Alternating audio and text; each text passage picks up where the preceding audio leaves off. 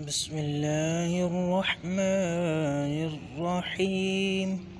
اللہ کے نام سے شروع جو نہایت مہربان رحمت والا ہے۔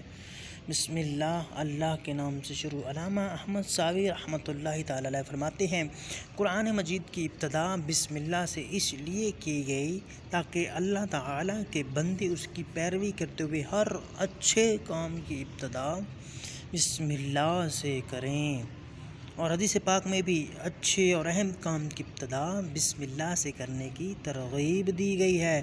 چنانچہ حضرت سیدنا ابو ہریرہ رضی اللہ تعالیٰ عنہ سے روایت ہے، حضور پر نور صلی اللہ تعالیٰ علیہ وآلہ وسلم نے ارشاد فرمایا، جس اہم کام کی ابتدا بسم اللہ الرحمن الرحیم سے نہ کی گئی تو وہ ادھورا رہ جاتا ہے۔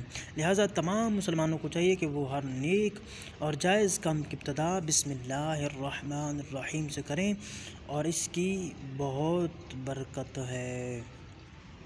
الرحمن الرحیم بسم اللہ الرحمن الرحیم کے اندر آیا ہے، تو اس کے بارے میں امام فخر الدین رازی رحمۃ اللہ علیہ فرماتے ہیں، اللہ تعالیٰ نے اپنی ذات کو رحمان اور رحیم فرمایا تو یہ اس کی شان سے بعید ہے کہ وہ رحم نہ فرمائے۔ اور مروی ہے کہ ایک سائل نے بلند دروازے کے پاس کھڑے ہو کر کچھ مانگا تو اسے تھوڑا سا دے دیا گیا۔ دوسرے دن وہ ایک کلہاڑا لے کر آیا اور دروازے کو توڑنا شروع کر دیا۔ اس سے کہا گیا کہ تو ایسا کیوں کر رہا ہے؟ اس نے جواب دیا، تو دروازے کو اپنی عطا کے لائق کر، یا اپنی عطا کو دروازے کے لائق بنا۔ اے ہمارے اللہ عز و جل، رحمت کے سمندروں کو تیری رحمت سے وہ نسبت ہے جو ایک چھوٹے سے ذرے کو تیرے عرش سے نسبت ہے، اور تو نے اپنی کتاب کی ابتدا میں اپنے بندوں پر اپنی رحمت کی صفت بیان کی، اس لیے ہمیں اپنی رحمت اور فضل سے محروم نہ رکھنا۔ بسم اللہ کے متعلق کچھ شرعی مسائل۔ علماء کرام نے بسم اللہ سے متعلق بہت سے شرعی مسائل بیان کیے ہیں، ان میں سے چند درج ذیل ہے۔ پہلا کہ جو بسم اللہ ہر سورت کی شروع میں لکھی ہوئی ہے یہ پوری آیت ہے، اور جو سورہ نمل کی آیت نمبر 30 میں ہے وہ اس آیت کا ایک حصہ ہے۔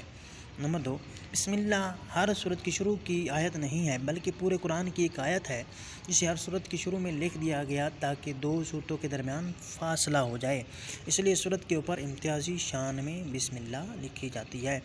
آیات کی طرح ملا کر نہیں لکھتے، اور امام جہری نمازوں میں بسم اللہ آواز سے نہیں پڑھتا، یعنی بلند آواز میں نہیں پڑھتا۔ نیز حضرت جبریل علیہ السلام جو پہلی وحی لائے اس میں بسم اللہ نہ تھی۔ تیسرا پوائنٹ یہ ہے کہ تراویح پڑھانے والے کو چاہیے کہ وہ کسی ایک سورت کی شروع میں بسم اللہ آواز سے پڑھے تاکہ ایک آیت رہ نہ جائے۔ چوتھا پوائنٹ یہ ہے کہ تلاوت شروع کرنے سے پہلے اعوذ باللہ من الشیطان الرجیم پڑھنا سنت ہے، لیکن اگر شاگرد استاد سے قرآن مجید پڑھ رہا ہو تو اس کے لیے سنت نہیں ہے۔ پانچواں پوائنٹ یہ ہے کہ سورت کی ابتدا میں بسم اللہ پڑھنا سنت ہے ورنہ مستحب ہے۔